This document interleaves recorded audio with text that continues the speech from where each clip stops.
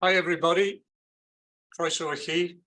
My name is Hayden Llewellyn and I'm Chief Executive of the EWC, the Education Workforce Council in Wales. It's my pleasure today to welcome you to today's masterclass, and my role is to welcome you first and foremost, but also deal with some of the practicalities for today's session. So I'll only take a few minutes before we get started. Today's topic is one that's been very much in the public eye. It relates to sexual harassment in education settings. We have a really fantastic group of speakers for you today, some experts in this particular field. So we're delighted with this masterclass that we're going to run this evening. These speakers will explore and discuss some of the key issues in this area. Try and raise your awareness and understanding, but also give you some ideas about how to build a preventative and proactive approach in your settings on this subject matter. So in terms of some practicalities fairly quickly, with this being a webinar, cameras and mics will be off for this session. However, we do have a Q&A function. We'd encourage you to pop your questions into that. So when we get to the end of the speakers, we're going to have a full Q&A. So feel free to build your questions up as we go. We've got a team who will collate those, pass them to me, and we'll deal with as many of those questions as we're able to do so. Any we don't get to will be passed on to the speakers after the event. We've also got a chat function, so if you want to give your comments as we move through the session, feel free to use the chat as well. If you do lose your connection during the session, hopefully you won't, but if you do, please use the original link and you should be able to come back in very quickly. The first half of the event, up to the Q&A, will be recorded. We often find that EWC events are passed on to other people thereafter, or attendees want to watch them back, or the whole school perhaps takes a look at them. So within a few weeks, that'll be up on our website and via our social media channels. We will be making use of social media for tonight's event. So as usual, use at EWC_CGA and feel free to add to the various social media posts that the EWC itself pops on. And finally, we have a full translation facility. Some of the inputs this evening will be in Welsh. So as always, use the interpretation, the globe there if you wish to do so, and just flick from Welsh through to English. So that takes care of the practicalities. So without further ado, I'm going to hand over to Professor EJ Renold. EJ is very much an academic world-leading expert in the area we're going to discuss tonight, and EJ will pass on to a number of other speakers from a number of organizations. So without further ado, I hope you enjoy tonight's event, and I'm going to pass over to EJ. Thanks so much, Jaden. Okay. I think that's my slides on. Okay, as you can see on the slide here, my name is Professor EJ Renold and I am based at the School of Social Sciences at Cardiff University. I'm just going to give you a little intro to what I do, and then I'll move in to talk about the topic that we have as our agenda today. So for about 25 years now, I've been researching the many different ways in which gender and sexuality shapes children and young people's peer cultures and day-to-day lives. And my research and practice has taken me and the teams I work with into a variety of educational settings, so nurseries, primary, secondary schools, also youth groups, residential settings, and increasingly online spaces. And much of this work has focused specifically on gendered and sexual discriminations and harassment between children and young people in schools, online, and in their communities. And we use research findings to directly inform policies and practices in this area. So, for example, anti-bullying guidance maybe, or the new relationships and sexuality education. We also co-create resources with children, young people and practitioners in this field, and then design and deliver professional learning for schools in this area. Now, a lot of my work has been about how to create safe, ethical environments so that young people can share what matters to them. So it's a real privilege to be invited into this space this afternoon, and what is arguably one of the most difficult topics to gather children and young people's views on. And while Estyn's findings on the prevalence of sexual harassment between young people, especially for girls, women and LGBTQ+ young people, might come as no surprise to those of us who work in this area, we have, I feel, for some years now reached a tipping point. And I hope this masterclass maybe is one of many, because we can often only scratch the surface in a webinar. So I'm really delighted that we have so many organisations as part of this session today. And we can really begin to work together to support each other, to support young people to address sexual harassment. So this is what I'm covering today. I'm going to provide a short summary drawing on both the Estyn review into peer-on-peer sexual harassment in secondary schools and some more recent research, again, with secondary school students. Both the review and the research also state the importance of starting that preventative and protective work in the primary school. So I'm actually also going to bring in some primary school research as well. Just going to move that's better. And then going to give a brief outline of how the new RSC statutory guidance for schools in Wales provides us with a very strong foundation to address sexual harassment via a whole school approach, with its emphasis on rights, equity, protection and empowerment, and also the importance of building a curriculum that starts from and connects with children and young people's own experiences. Now, before I dive into the Estyn review, I just wanted to zoom out a little bit and state that while young people might be reluctant in schools to speak up about sexual harassment, calling out and calling in some of these experiences has gained momentum over the last decade. And all of the research in this area over the last 10 years is pointing to young people's increasing critical and reflexive awareness of these changes. And what I've got on my slide here is something, it's a website shot called The Conversation. And it's a really useful website because it hosts hundreds and thousands of very short, accessible pieces written by academics on all the topics. And I've just given you a selection here of academics who work in this field for something to refer to afterwards.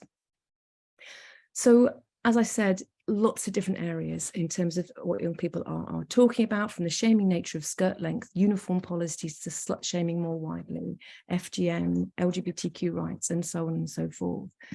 And what we're finding is that young people have an increasingly expanding vocabulary and concepts that are providing them with a language to describe not just types of sexual harassment, so for example upskirting or revenge porn, gaslighting and so on, but concepts that are getting to the wider conducive cultures that enable sexual harassment in all its intersectional formations to thrive.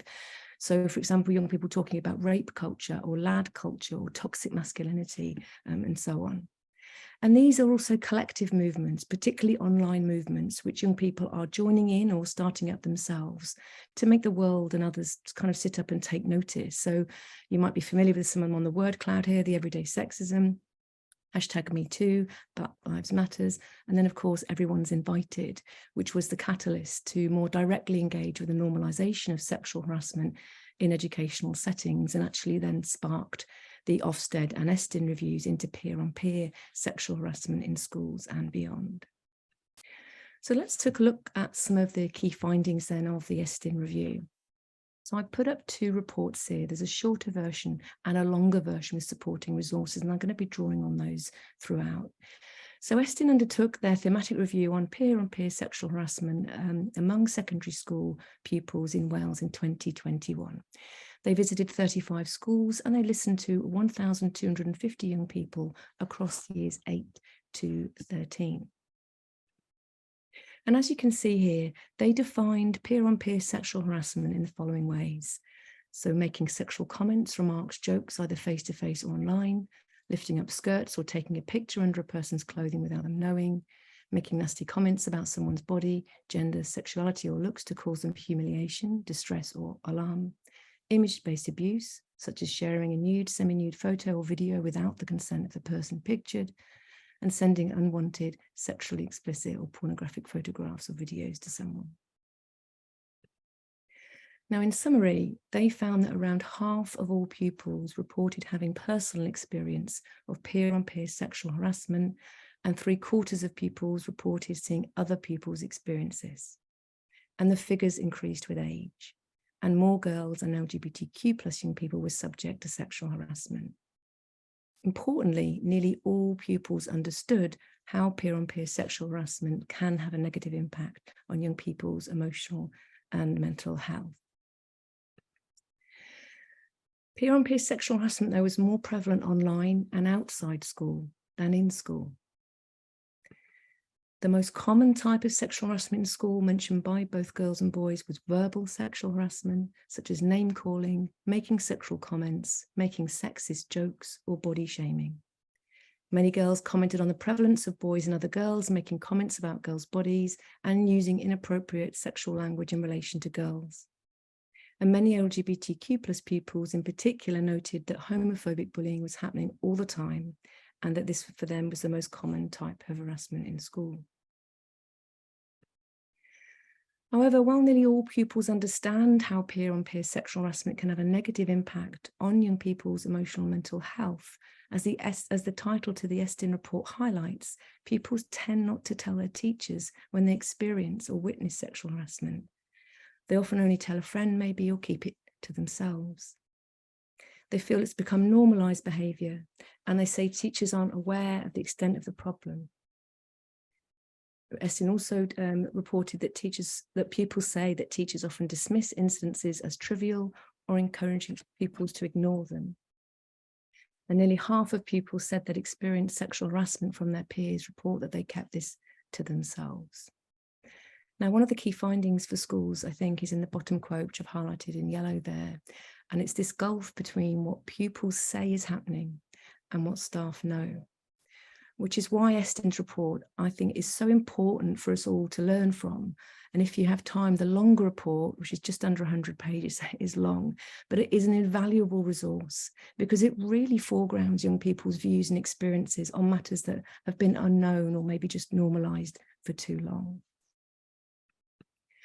And despite many young people stating that they don't tell their teachers, they were still very clear that they wanted to learn more about these issues, which I think is very heartening for schools that want to address this.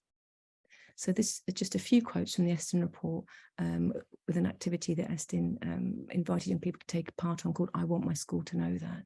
So I want my school to know that there's a lot more sexual harassment in the school than they think there is. The school isn't doing enough to educate boys. We need lessons about this. I want my school to know that certain students are afraid to come forward to tell you what's happened, as there isn't enough done for them, or they fear that they will overlook it. I enjoy my PSHE lessons. I'm very interested, but I think they should talk more about harassment and abuse.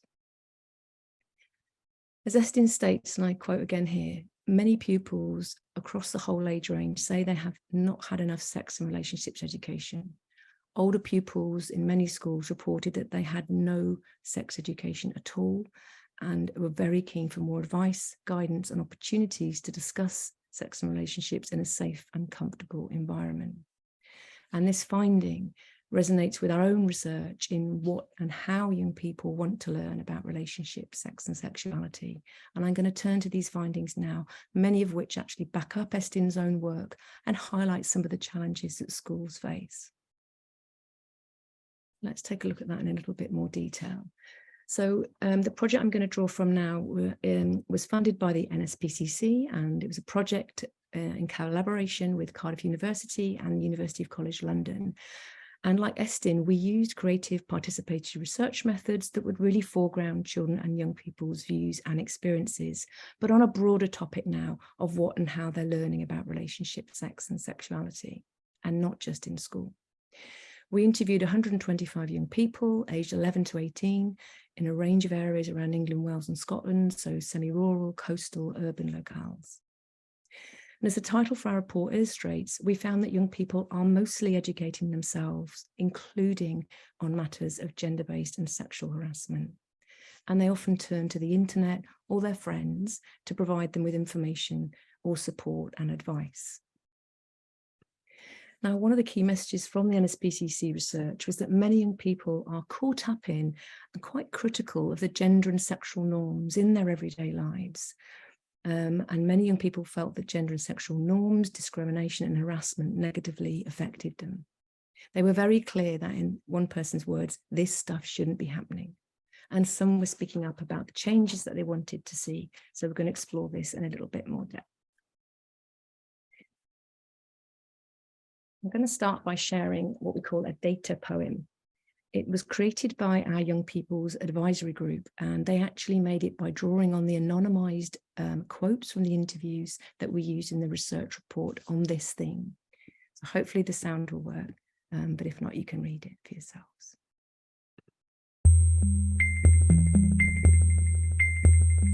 This stuff shouldn't be happening. The classroom feels safe. It's just the people. People are very judgmental. You don't feel comfortable around certain people. Harassing girls, normalising sexual assault. The porn industry. The expectation for the men's body. Sometimes it's difficult to exist as someone who's not strictly feminine. Has feminism gone too far? She gets passed around. They'll see it as your fault. An outfit like that shows a lot of skin. They're asking to be raped. You have to do so many things just to fit the mould. Or what people think girls of colour should be. It's quite strict. Girls of colour Are held to a lot of different standards. there's more stuff to just the looks and like their body and stuff. But I just ignore them. Mental illness. Ableism. LGBT community struggling. You just don't feel comfortable around certain people. There's a big stigma of being gay. They use gay as an insult. Like a proper man.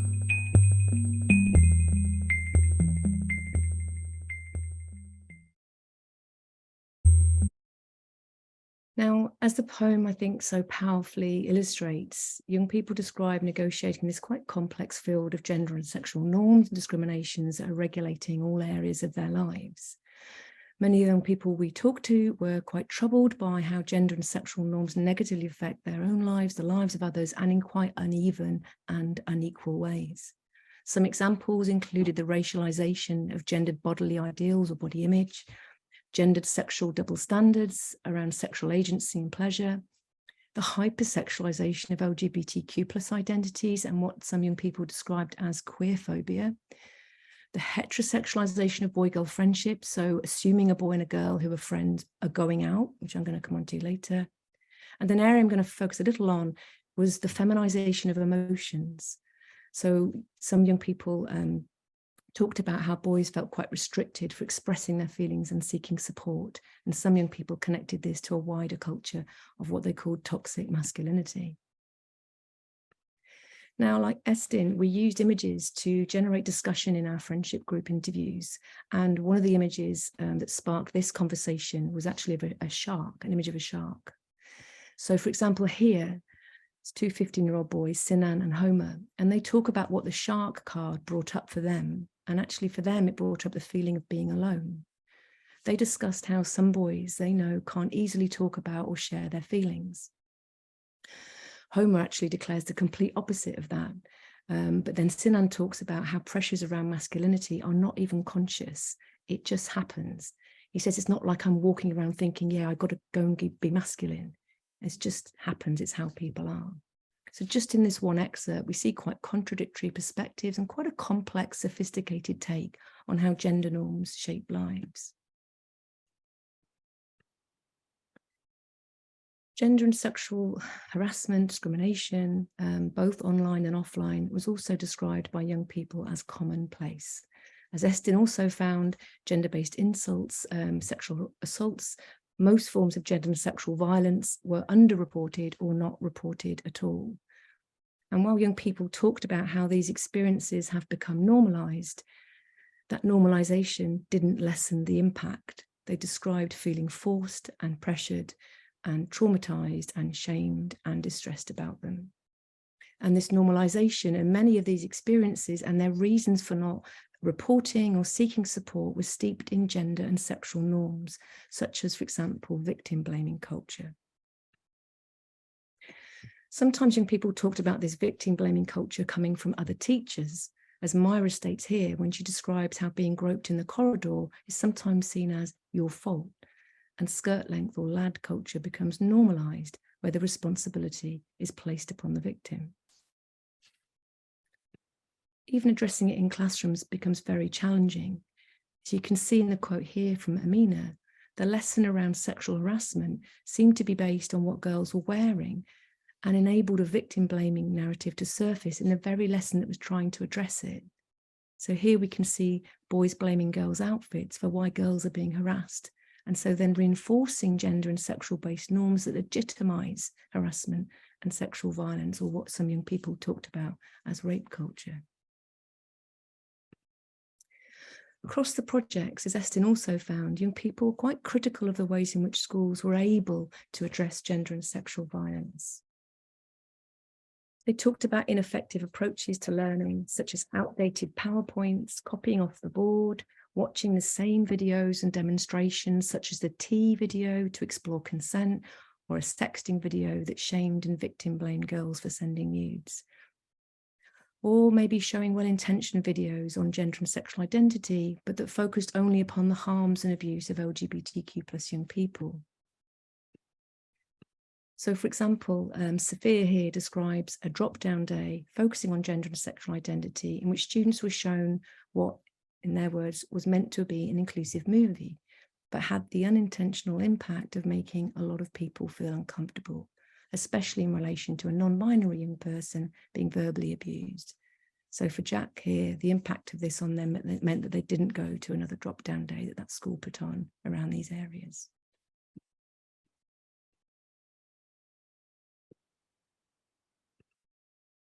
However, while many young people were pretty critical of what they were learning in this area, and actually all areas of RSE, they talked about there wasn't enough, it was coming too late, it was framed too negatively, it was too embarrassing, it was just disconnected from everyday life. Despite all of this, they would still rather learn in school because they said they wanted everyone to have access to RSE provision. And like Estyn's review, they had many ideas on what they would like to see change, all of which highlights best practice in this area. So many young people wanted staff to be more proactive and responsive in how they were supporting and educating young people in this area. So it wasn't, say, for example, having an assembly or a drop-down day in relation to a particular incident, but something more like a spiral curriculum. Young people want and appreciate examples of adult allyship with them as individuals, but they also wanted this allyship to extend to challenging broader cultures of discrimination and violence within institutions such as schools.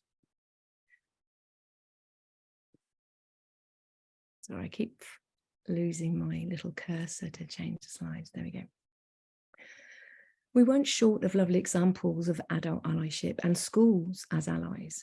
So here is one young person describing coming out to their teacher. And as you can see from the second quote, they actively want to be challenged and educated about broader cultures of discrimination within institutions like homophobia in this example. And where schools can give young people a vocabulary about discrimination, they also make that speakable within the school. And that helps young people take up those vocabularies to challenge and call out behaviours. And some older young people in our research were already calling out and calling in various forms of discrimination and harassment in their schools or peer cultures. Young people also wanted what they're learning to be located within wider contexts of equalities and social justice and rights.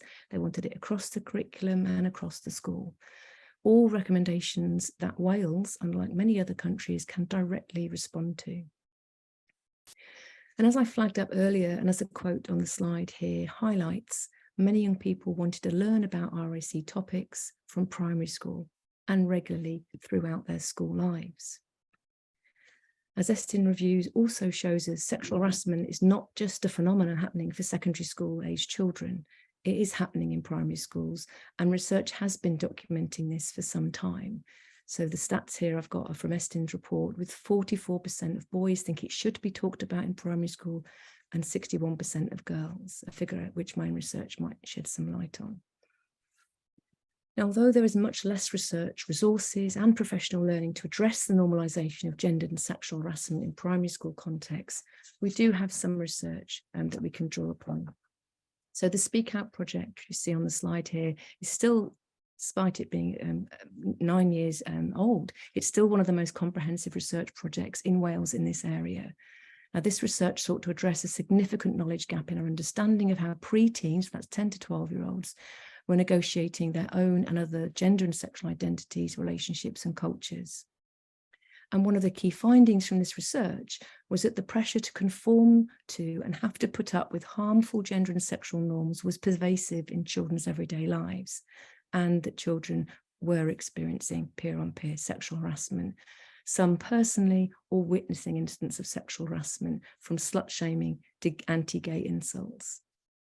Particularly prevalent, for example, was verbal sexual harassment that was being played out in children's own boyfriend-girlfriend cultures, especially towards the end of primary school.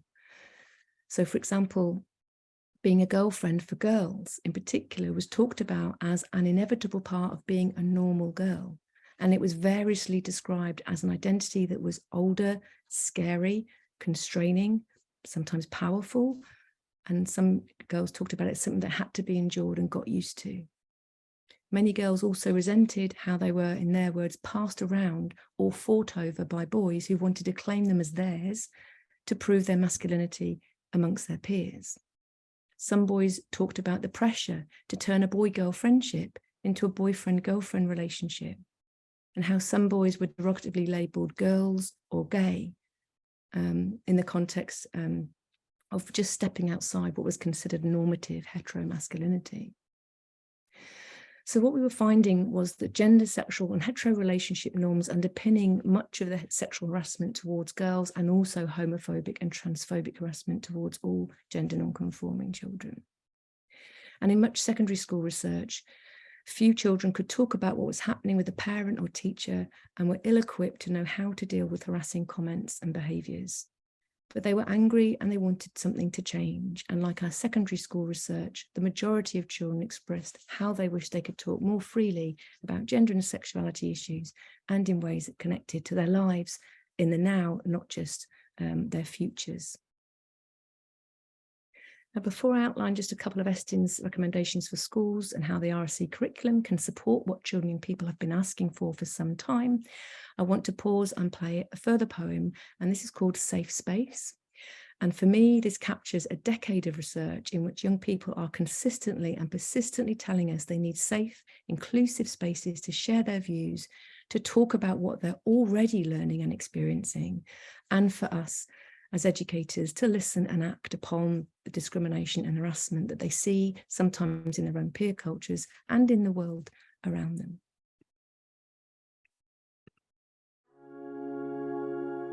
Safe space. Safe space. Safe space. Safe space. Safe space. A connection with teachers. Supportive people. It was special. They tried their hardest. The kind of teacher who wasn't discriminatory.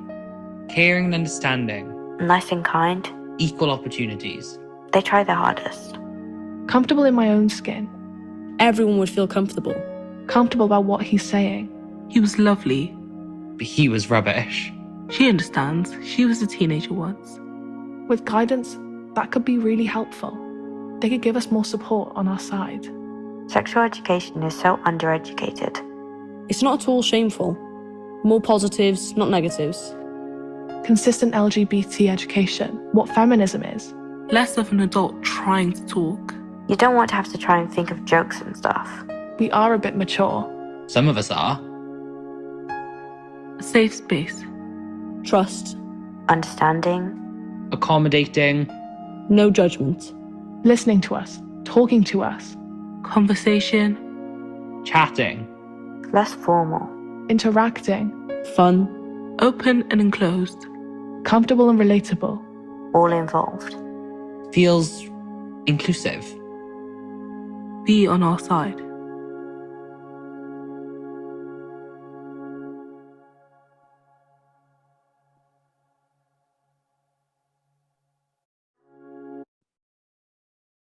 Okay.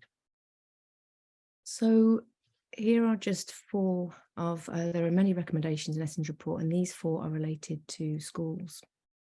And the second of Estyn's recommendations here, for schools to provide a safe, enabling and supportive environment for open and honest discussion.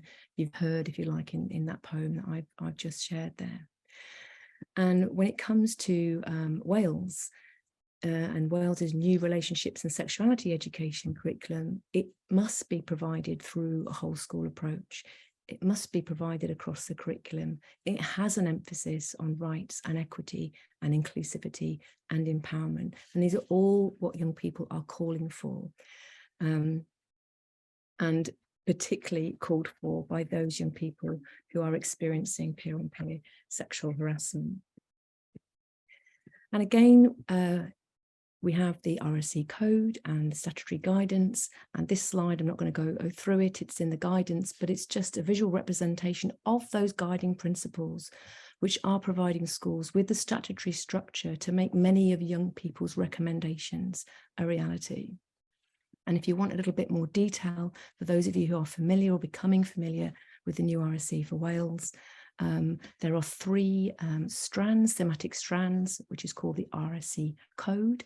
And the first one and the third one are particularly relevant to think about how we might be addressing sexual harassment in educational settings. So relationships and identity, and empowerment, safety and respect.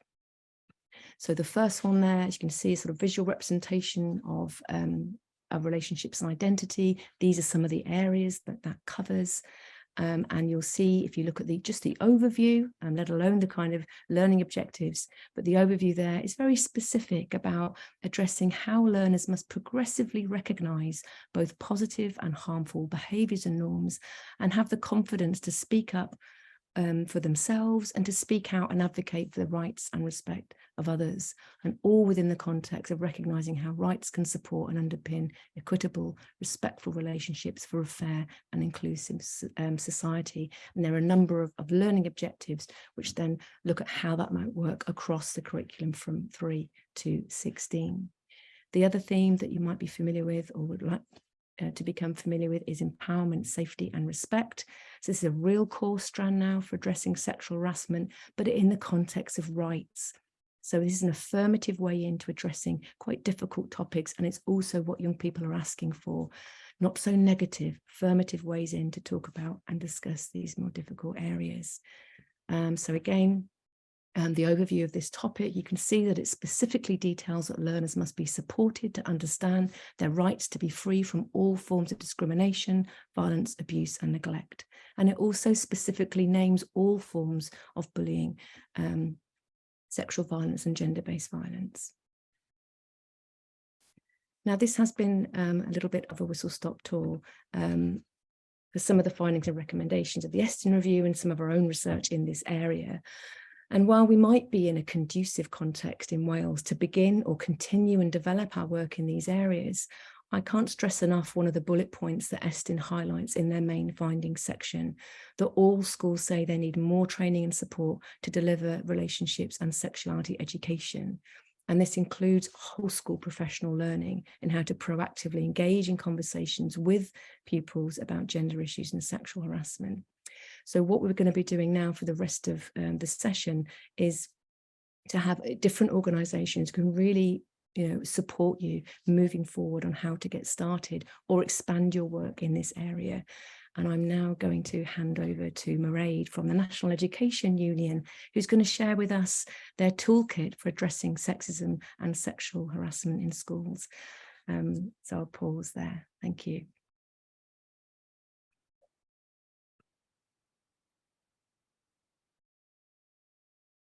Thanks, Emma. Thanks, EJ. I'm just going to share my presentation.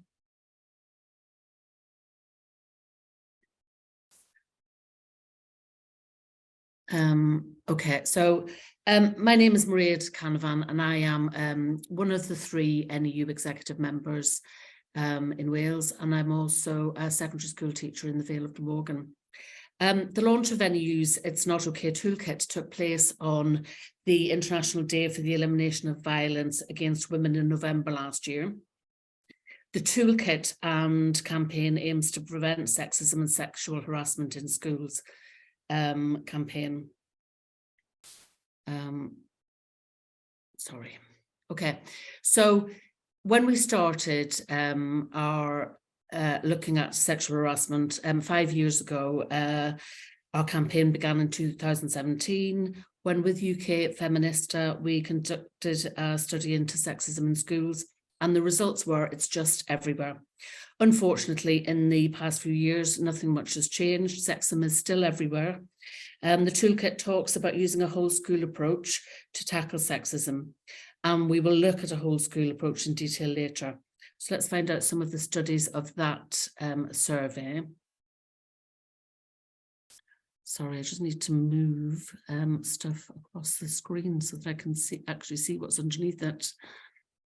I'm having problems moving things. Don't know if anybody can help me with that. Hold on.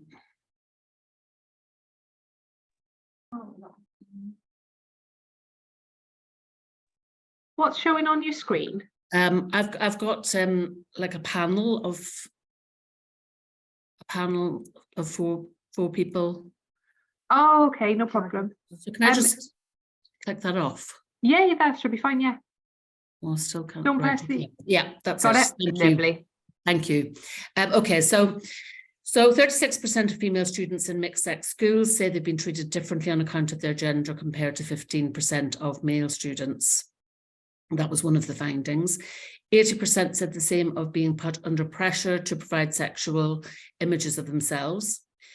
37% of female students have experienced some form of sexual harassment at school. 32% of teachers witness sexual harassment in their school on at least a weekly basis. And 79% of girls said that sexual assault happened a lot or sometimes, with 27% of secondary school teachers saying they would not feel confident tackling a sexist incident in school. So we're looking at a whole school approach, and that is made up of 5 different areas. So we have to look at staff, students, curriculum, community and leadership. A whole school approach, the model is a whole school approach to preventing sexism and sexual harassment. It's an evidence-based cultural change model, 5 segments, as I've just said, and it is to enable long-term cultural change. I mean, this is very ingrained in schools and it doesn't happen overnight. It's a marathon, not a sprint. The toolkit is designed with full autonomy for the users to use as they see fit in their schools. So those 5 areas that I've just spoken about, I'm looking at them in a little bit more detail. Staff, there are suggestions for using top tips on your rights as a professional model policy clauses you can use, links to workplace policy toolkits, linking to your rep and union, how the NEU can help you to roll this out in your school. There's all staff training and specialist CPD students. There are suggestions for student groups, feminist societies, perhaps using teachers to help students to set up these groups, safe spaces, and we have had an instance in Northern Ireland where one of the teachers actually got the students to deliver what they call training the trainer. So they delivered the training to the teachers and told the teachers what they needed to be able to tackle these situations. So leadership need to have policies in place if they're going to deal with this. They need to have reporting systems, supporting staff to train, and an overview of the whole school approach. Curriculum, there are suggestions that these topics could be tackled within RSE, consent, abuse and healthy relationships, role models, using role models and stories of successful women in the fields, looking at history and women's achievements in history, historic abuses of women who've made history and how the NEU can help you to do that. PE gives us opportunities to promote women's sports, how to carve out space for girls in traditionally male sports, delivering special CPD and creative classroom lessons. And there are opportunities to work with the community, communicating to parents, press and publicity, working with the local decision makers and making a pledge, which we'll talk about a little bit later on, to take a whole school approach to preventing sexism and sexual harassment, which is a public statement. We can use events, plays, music, open days for the community, really good idea to get the community involved in the work you're doing and work with community groups. So there are 5 threads to this work. Policies and behaviour, safeguarding, reporting mechanisms. Intersectionality, we need to look at race, sexuality and disability. There's language, the school culture, how we work together as a staff, and giving each other the space to learn and the visibility of what we're doing. So this is the pledge that I talked about a little bit earlier. Across the UK, we're asking schools to make a pledge to take a whole school approach to preventing sexism and sexual harassment. Teachers can start by making a pledge and sharing it, or schools can make a pledge and share it. Our goal is to have schools across the UK saying that it's time sexual harassment stopped and making a public commitment to making that change.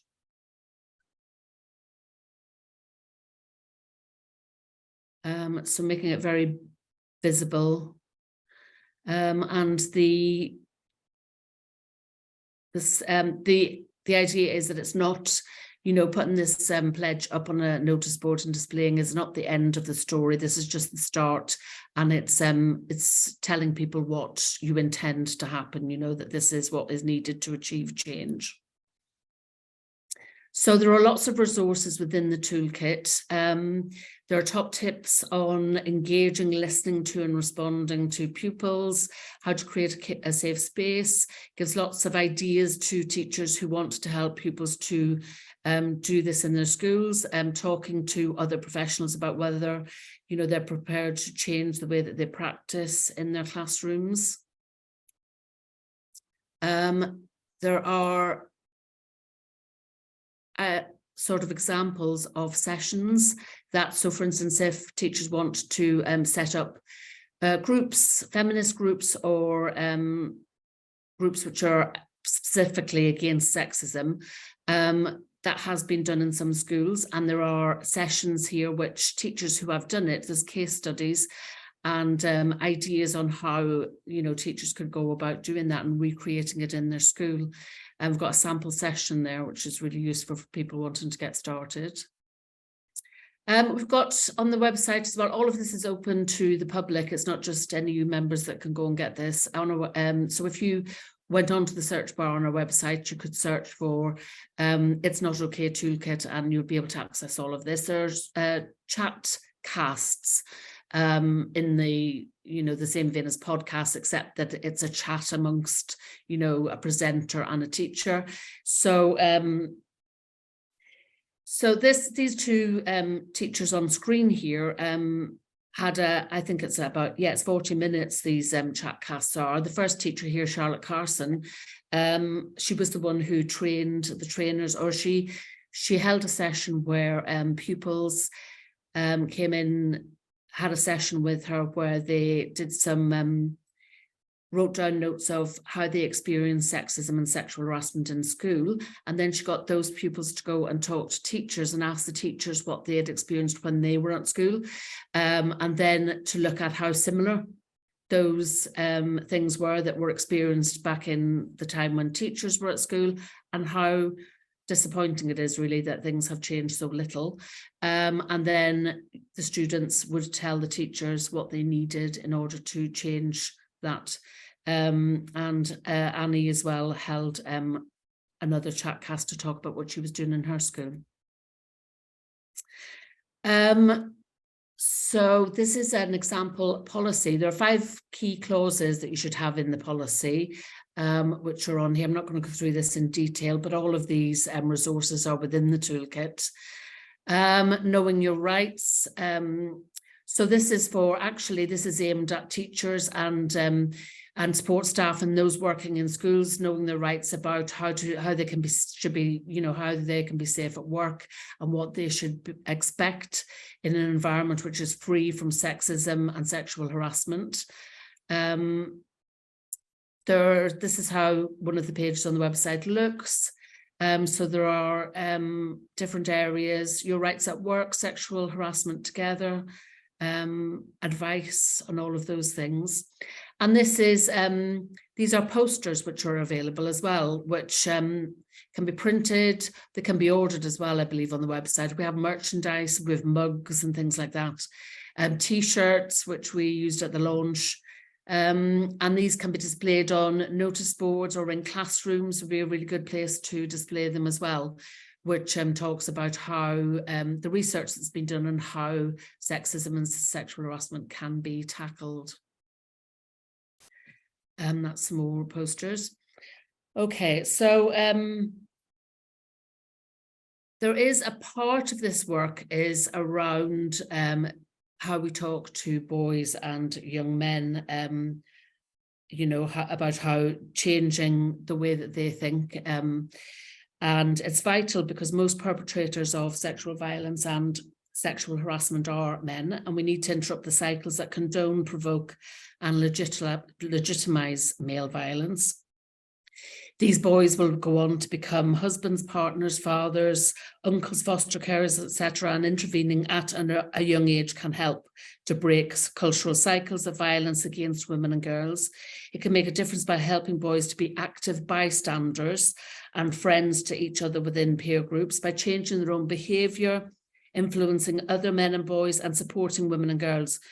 We can equip young men with the awareness and skills to allow them to have a positive influence, to think for themselves and act for others.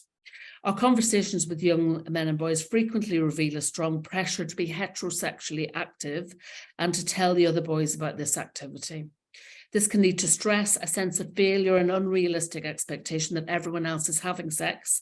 It can also lead to young men feeling that a large part of their value and worth as a person is determined by having multiple sexual partners and having sex they can tell their social group about.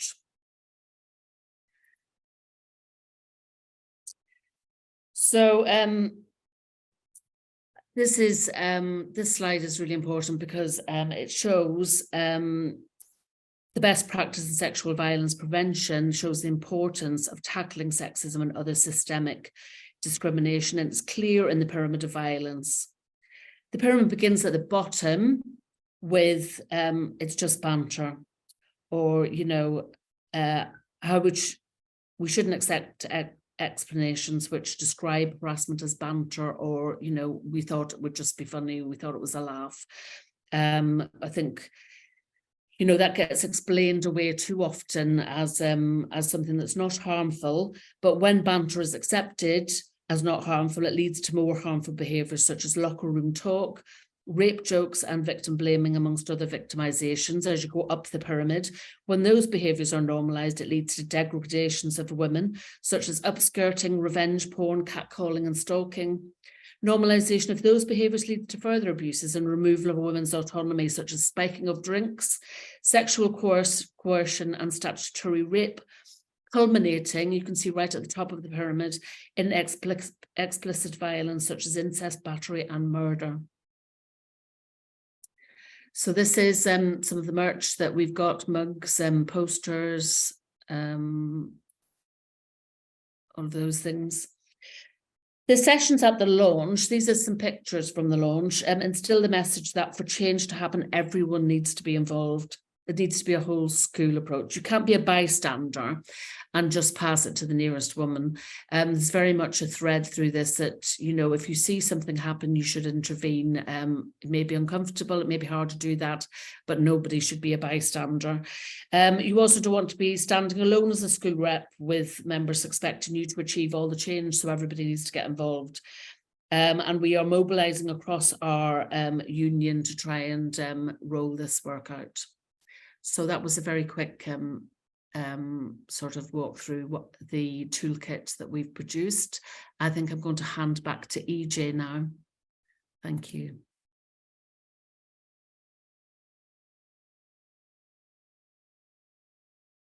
Thanks, Mairead. Okay, see if I can share my screen again.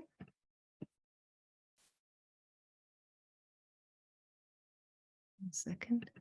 This takes a little longer than you want.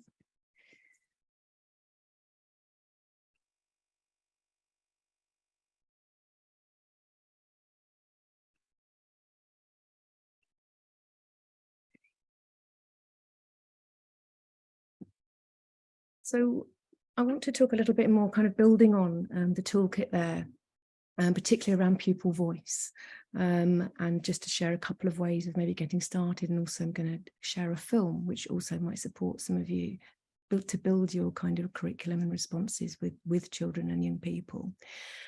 So as I said at the outset, so for many years now I've been working with others to really make space and time to empirically attune to children and people's experiences, to find ways to creatively and safely communicate what they tell us in ever-changing contexts. And over the years, a lot of this has involved drawing on creative methods. So Roedd there talked about creative lessons. So this is kind of building a little bit more detail on that. Because how we listen will inform what young people are able to tell us. And this is vital to find our way through here. So my expertise in this area was why I was invited to support the design of the qualitative methods that Estyn used to listen to children and young people's views and experiences of peer and peer sexual harassment in secondary schools. And in their longer report, there's a pupil booklet there, which has many of the creative listening activities, although it's in booklet form, used by myself with Dr. Estyn McGeaney in our professional learning programme, and also more recently with Dr. Leanne Cole. And it's actually supporting teachers to prepare for the new RSE curriculum in Wales. And in that professional learning, after they've had kind of 2 days with us, for those that feel able to and confident to, we then invite teachers to undertake creative listening activities, what we call a creative audit, to learn from what matters to children and young people on RSE issues. And we've shared their audits as starting out case studies in the Transforming RSE resource, which you see a picture on the slide there. And it won't surprise you that gender-based bullying and sexual harassment comes up quite a lot as one of the areas that teachers feel that they need most professional learning on. And many of the methods, these creative listening methods, come from the starter activities in the bilingual resource agenda supporting children and young people in making positive relationships matter. And this resource offers a series of case studies and interactive resources and startup ideas of how to enable young people to safely express, communicate, and learn about the ways in which they advocate or can advocate for, oh, my slide just changed by itself, can advocate for gender equalities and address gender-based and sexual violence in their schools and communities, which is now a core part of the RSE code. And I've got a quote there to show how it can now be embedded in the new RSE.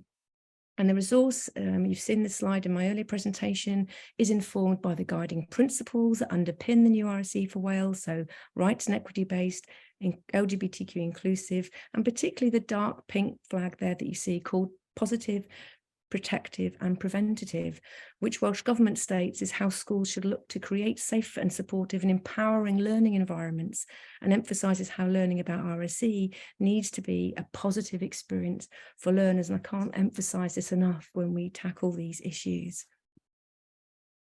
So as you can see on the slide here, the agenda resource is for practitioners. It's about empowering children to make a difference in their schools and communities.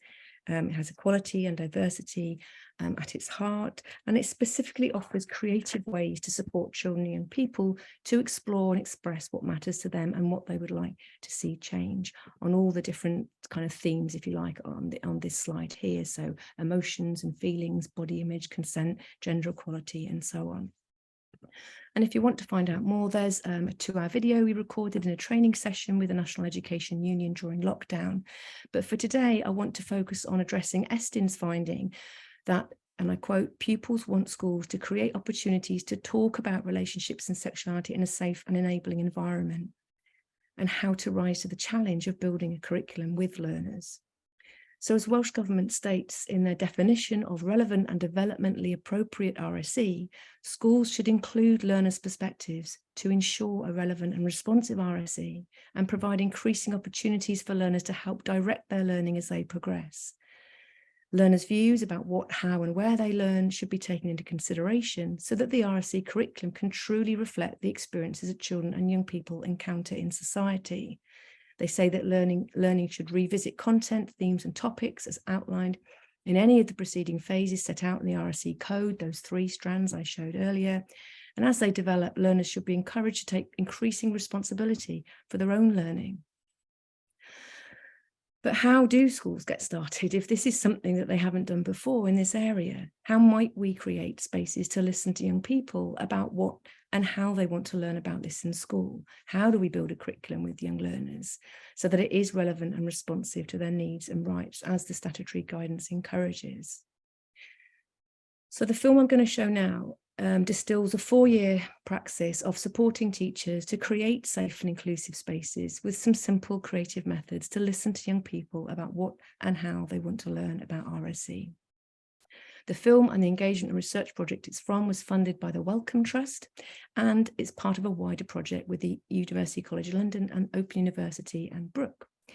And this film just brings to life some of the activities used by Estyn, and we have an accompanying kind of very short 6-page illustrated case study on each of the methods we use in the film to listen to young people if you want to find out more. So I've got it at the end of the PowerPoint. But by way of caution, as we state in the film, we don't consider you using or adapting these ideas unless you've had some professional training in this area. And we do advise you to read the safety and support section in the agenda resource, which sets out a whole range of things that you need to address and engage with before you invite young people to talk about what they would like to change in RSE and more kind of specifically around gender-based and sexual harassment. Okay, so I'm going to play the film now, and then we will move on to hear how different organisations can support you moving forward.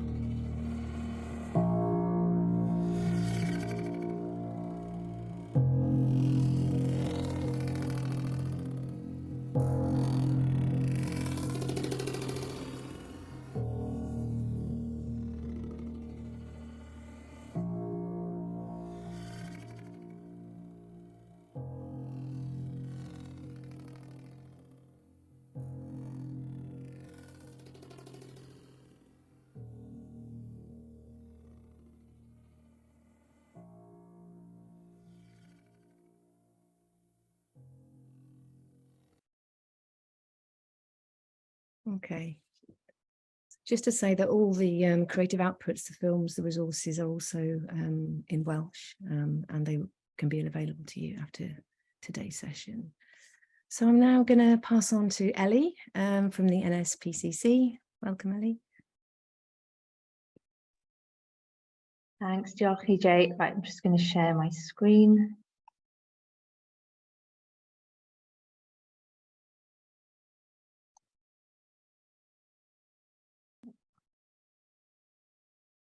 hopefully everyone can see that. So hi, Barnado, everyone. I'm Ellie, and I'm, as EJ said, I'm from the NSPCC, and I'm just going to talk really briefly just about some of the resources that are available for schools, but also for parents and young people as well. So the first sort of slide is talking more around sort of resources and training that's available. The first one is Talk Pants. This is a resource that's been around for quite a while, and also has a really great video and very catchy song attached to it. So you may well be aware of it.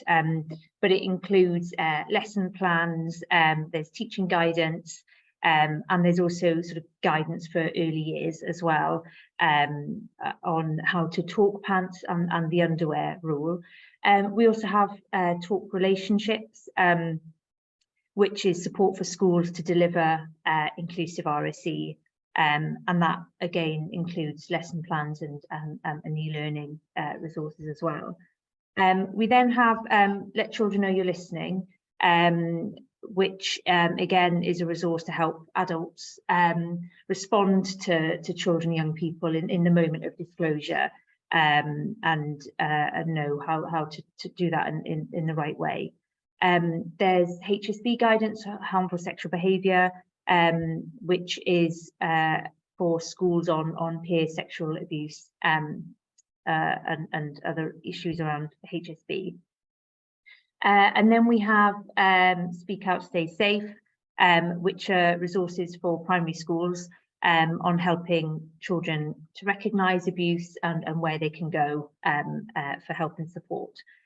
Then we have training that's available. I should say that all of those resources are available on the NSPCC learning website, and I can put a link in after this. Then we have training that's available online and face-to-face. So there's training around sort of child protection in schools, managing sexualised behaviour in schools, and sort of training on keeping children safe online as well. There are also face-to-face training courses that are provided by colleagues who are specialist child protection experts, and there's various sort of pieces of training available.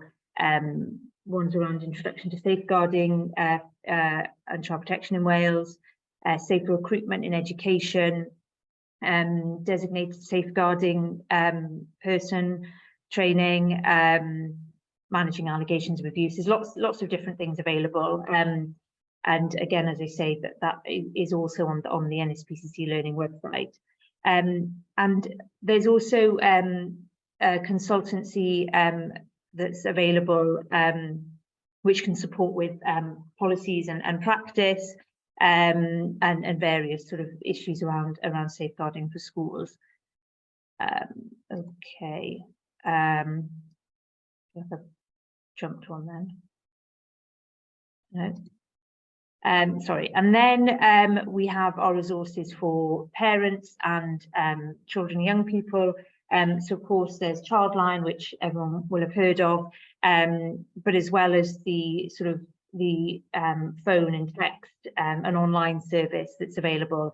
The website has lots of different resources for young people and children to access.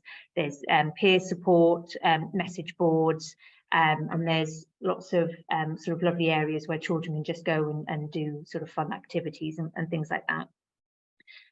We also have Report Remove, where young people can be supported in removing nude images that have been posted online, and that's a way they can do that confidentially, and it's via Childline. And then we have the Talk Pants resources for parents as well, and that helps them have really simple conversations with their children about sexual abuse and that their body belongs to them. And there's various versions of that available, including for parents of children with additional learning needs. And then we have our helplines.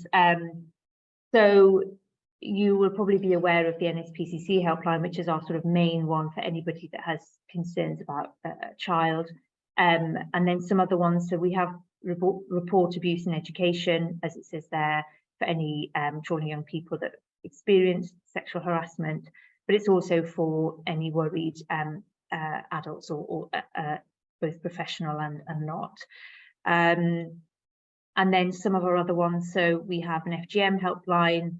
So as it says, sort of advice around FGM for any professionals that are concerned about a child. We have a whistleblowing advice line for anyone that is concerned about child protection, how child protection has been handled in their place of work. And there is also a gangs helpline for anyone that's concerned about children and young people that are at risk of gang involvement. And that is a real whistle-stop tour of some of the resources that are available from the NSPCC. As I say, I can put a link to our learning webpage in the chat. And I will now hand over to Kelly Harris from Brook. Diolch yn fawr.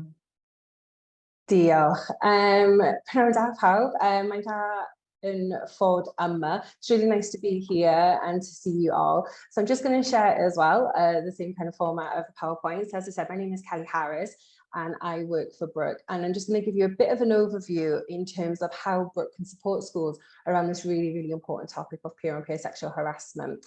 So in terms of who Brook are, for anyone who isn't aware of us, we are the UK's leading sexual health, wellbeing and relationships charity, and we've been in existence since 1964. So we're actually coming close to our 60th birthday.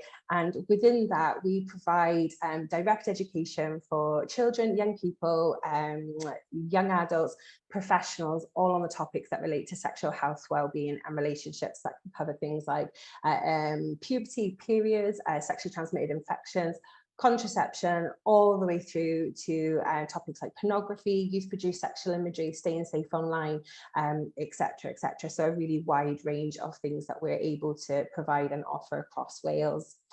Brook has a website. This is kind of the main hub that I really want to signpost people to, because this is where you'll find a lot of our information that we're able to offer. It's brook.org.uk, and on there is a wealth of information on a variety of different topics relating to, as I said, all of those different issues that we're able to talk about: gender, sexuality, relationships, keeping yourself safe, your body, all of these different areas.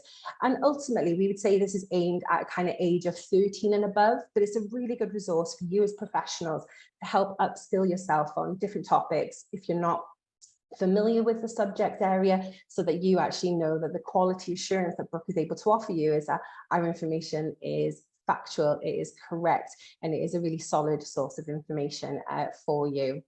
And beyond this then, in terms of the training that we're able to offer, we're able to provide direct education for children and young people. We can come into schools and provide lessons in various different ways. We can do small group work sessions. We can do kind of class-based activities tailored to the different kind of key stages within the new phases within the new relationship, sexuality and education codes. But alongside that, we offer a lot of professional training as well. Now, unfortunately, Brook is a charity, so we have to charge for our training, which can sometimes be a barrier. But I would always encourage people to get in touch with me to find out more and have conversations. But here is just a bit of an overview of some of the things that we kind of train professionals on, as well as just to say on here, which I haven't got because we've just recently added 2 new trainers, which link really directly to this peer on peer sexual harassment. So the first one is around teaching about consent and managing disclosures of peer on peer sexual harassment.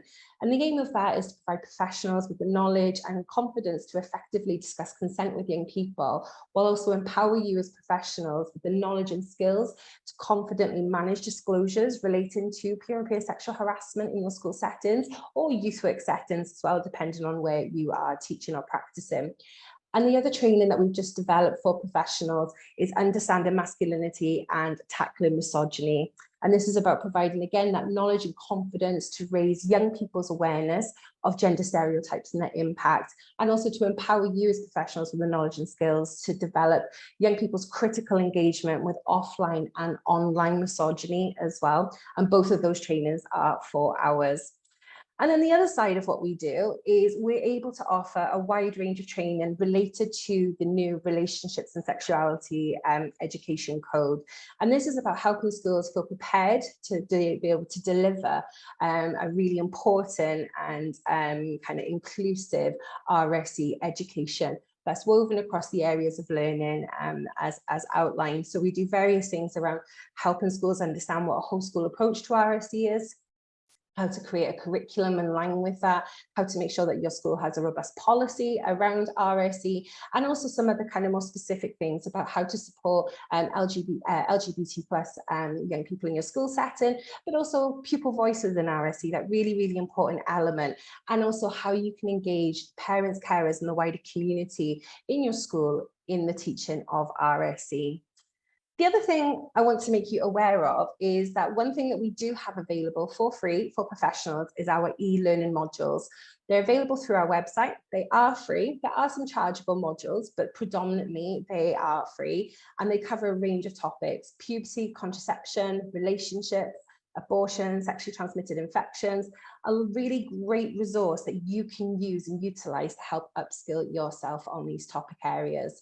I will say that these are only available in English, unfortunately. However, we do have a brand new module, which we co-created with Cardiff University and the Open University, and it's an introduction to RSE. It's a great module incorporating a lot of those created methodologies that Professor EJ has already kind of discussed with you in their presentation. So again, they're there available for people to be able to access.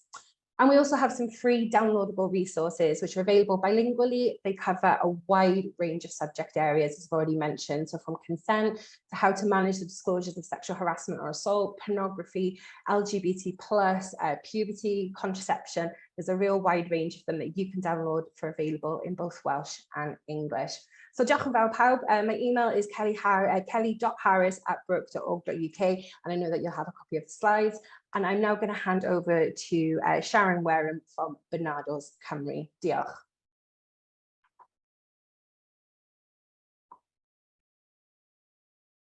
Thank you, Kelly. I'm just going to share my screen.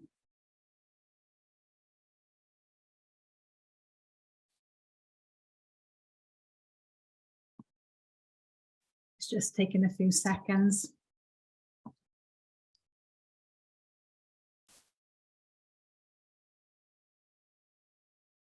Okay, prynawn da pawb. Afternoon, everybody. My name is Sharon Wareham. I'm a Children's Services Manager for Barnado's Cymru. The service that I manage is called Better Futures, and Better Futures is a service that works with children and young people who've displayed harmful sexual behaviour, including peer abuse and exploitation, as well as children who are victimised through exploitation, child sexual exploitation or child sexual abuse. So the majority of our children referred into our harmful sexual behaviour strand of service are boys and young men, and the majority of children referred into our exploitation or CSA strand of service are girls and young women. But the first kind of point I'd like to make around that really is that no matter what the age or gender of the children that we work with across both strands of service, on meeting the child, our kind of service evidence base points towards those children needing support across both areas of those needs. So today I'm going to kind of talk to you a little bit about the strand of service that works with peer abuse and exploitation. Anybody who knows me will know that kind of I'm a strong advocate for the voice of the child, and it's been lovely to hear so much of the presentations today advocating for that. So to give us a bit of an understanding of the work that we may do with children and young people who display peer abuse or exploitation, I'm going to introduce you to Charlie. Charlie was referred for support to Barnado's when he was 12. The concerns for Charlie were around peer abuse and exploitation in particular, Charlie had been reported to be trying to engage other children, peer-age children in school, in discussions around sex and sexual behaviour. He'd been asking children if they wanted sex, had had sex, and some quite graphic conversations. Also, school reported that Charlie had been making some searches online that were graphic in nature, and they included searches for teenagers and sex as well as children and sex. So in receiving the referral and in talking to support services and adults in Charlie's life, what we became aware of in helping us to understand Charlie and the behaviour that Charlie was displaying was that Charlie was received into local authority care himself when he was age 5. He was taken into care because of a failure to protect and issues around neglect. Now, the failure to protect was mainly around professionals holding concerns that Charlie and visitors to Charlie's home were causing harm, exposing Charlie to adult behaviour, some of that being adult sexual behaviour. So on being removed into foster care, Charlie was placed with really supportive, nurturing foster carers. But at that age of 5, when Charlie was taken into care, the foster carers reported some sexualised behaviour being displayed by him. In relation to that behaviour, the carers did some redirection, correction, and that behaviour stopped right up until Charlie was 12 years old.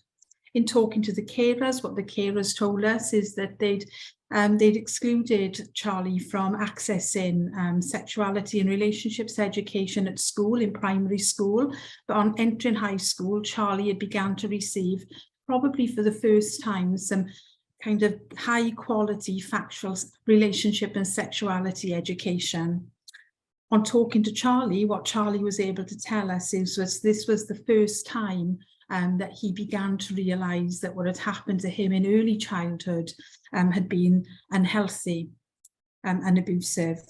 Charlie told us that his attempts and his questions of other children in school were attempts to find out whether or not they also had the same experience. Charlie was chastised, reprimanded, told not to talk in that way, told he was rude by lots of adults in his life. And so, like many of the children, took himself to Google to try and find the answers. And that's what his searches were around. Now, in understanding Charlie's behaviour, on the surface, this looks like exploitation and harmful in nature. And of course, there was complaints from other children, and we can't minimise that at all. But the motivation for Charlie's behaviour was as far away from deviant or harmful or exploitative as we could get. What Charlie was attempting to do was access information about sex, sexuality, relationships to better understand what had happened to him. And so for Barnado's, what we ask is that all children across Wales, the UK, have access to high quality relationship and sexuality education. That of course is age appropriate, but that it's inclusive and is trauma responsive without an assumption that children who have been harmed themselves need to be excluded from those lessons. The second ask is around proportionate responses to the child who's displaying harmful behaviour and the child who's being harmed. That we take a child-centred and rights-based approach to both children's needs. Of course, we want those who teach our children as well to be confident in doing this and to be confident in talking to our children around relationships and sex education. But we also want them to be knowledgeable about the barriers for children in coming forward and telling us when something's gone wrong for them or others, and knowing how to respond to children when they do that. From what we've heard today from EJ and other speakers, then I'm really confident in Wales that we're taking the approach that Barnado's would advocate and positioning ourselves to really kind of positive, systematic changes. Finally, I'm going to end with Charlie and thinking about what Charlie needed. You know, Charlie absolutely needed that safe, space, safe adults that EJ spoke about earlier on, to ask questions about what happened to him, what healthy behaviour looked like, to allow Charlie to go on and have a healthy sexual future. Charlie also needed to understand things that he needed in his relationships, things that he would like in his relationships, things that he could do without, and definite no-nos, including his right to say no. He needed to understand sexual development for children and his own disrupted development. And finally, having access to the online world to gain information, to make sense of his experiences, Charlie definitely needed to have messages rebalanced from the pornography that he had accessed. I'm just going to leave you there with my contact details and a link to some resources available bilingually. And then I'm going to hand over to Morwenna from Women's Aid Cymru to tell you a little bit about the work that they're doing.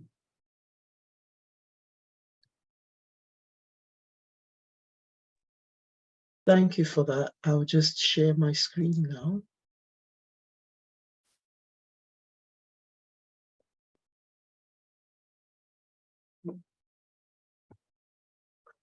Okay, good afternoon. My name is Mwanya Chimba and I'm Head of Training at Welsh Women's Aid. I'm going to talk very quickly about some of the initiatives that we have, or some resources that we have to work with children and young people. And I'll focus on STAR, which is safety, trust and respect. And then I'll just touch slightly on bystander. So for a number of years, Welsh Women's Aid has delivered different sessions in schools around STAR, and the STAR program, which is the safety, trust and respect program. The key, really, what we try to achieve with the STAR program is to promote healthy relationships, prevent domestic abuse in future relationships, and to identify unhealthy and healthy relationships, and also to raise awareness of the agencies where young people can seek support. So the program that we run in schools, and this could be run, uses the STAR training, and then they facilitate the sessions in school.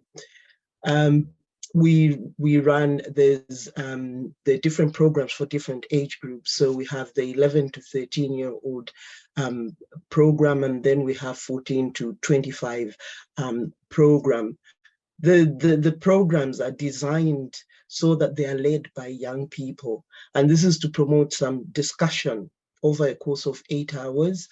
And the topics that are covered in the STAR program enable young people to recognize early warning signs and the dangers of unhealthy relationships, and provide an opportunity to discuss how consent, social media, and society inform relationships.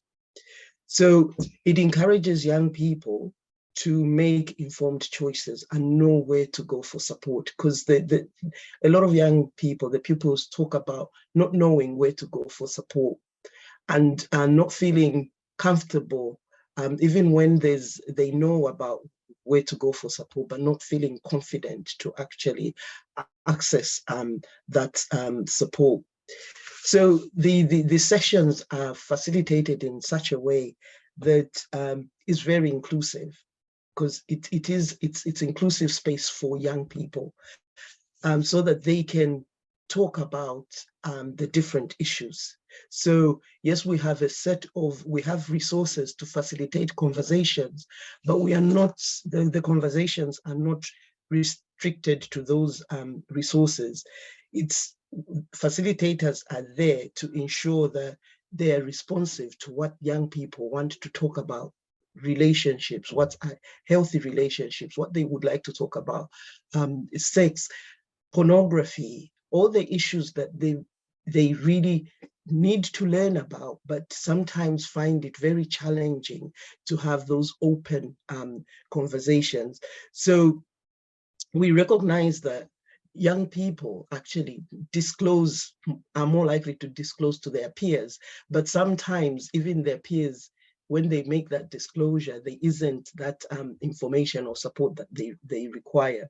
So the conversations are facilitated in such a way as you're giving young people that opportunity or a non-judgmental safe space to discuss such a sensitive topic without being prescriptive of what is right, what is wrong, what is acceptable, non-acceptable. So you talk about gender, you talk about sexuality, and let the young people young people the opportunity to explore those concepts and then come away from that informed and empowered.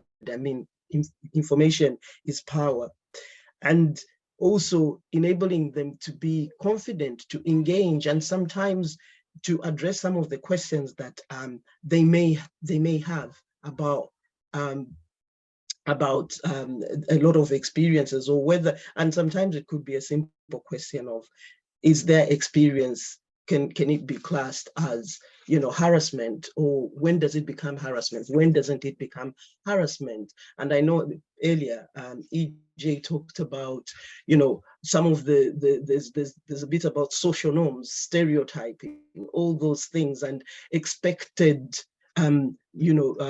gender roles. So all those things, an opportunity to actually question and engage in conversations. The other program that we've been delivering is bystander intervention, and I'm sure you know the history of the bystander, that it started in the US, and largely because there's evidence that universities were rife with sexual misconduct, and then the intervention was adapted in the UK by University of West England. And we've been delivering the training in universities for a while, but what we've done as well in the last 2 years is that we've been delivering the bystander intervention in sixth form to sixth form learners, so sixth form colleges, because and the response to this delivery has been very positive. Again, providing young people 17, 18, who, you know, opportunities to talk about some of issues, particularly around sex or sexual harassment, and how they can, of course, become a proactive bystander. And we found that a lot of them are willing to engage when we start the sessions, because I've had the opportunity to deliver some of the sessions. When we start delivering the sessions, initially there's a little bit of quiet, not being so sure where this is going, but towards the end of the sessions, all the learners are very engaged and want to talk more, and they do contact us after that. But key to all those conversations really is that even the facilitators who are facilitating, it could be STAR, it could be bystander, that they are very knowledgeable about a trauma-informed approach and how to respond in case there is the pupils or young students make a disclosure. There is another STAR program, which is STAR Recovery, but that is delivered by only our members, Welsh Women's Aid members, and also very helpful. Sometimes the pupils will access STAR Recovery, but then that's not prevention, rather recovering from the experiences of abuse. So thank you. That was a very quick talk. I will now pass on, according to my notes, am I supposed to pass on to Dilith? No, it's back to Hayden now for the Q&A. Thank you. Many thanks.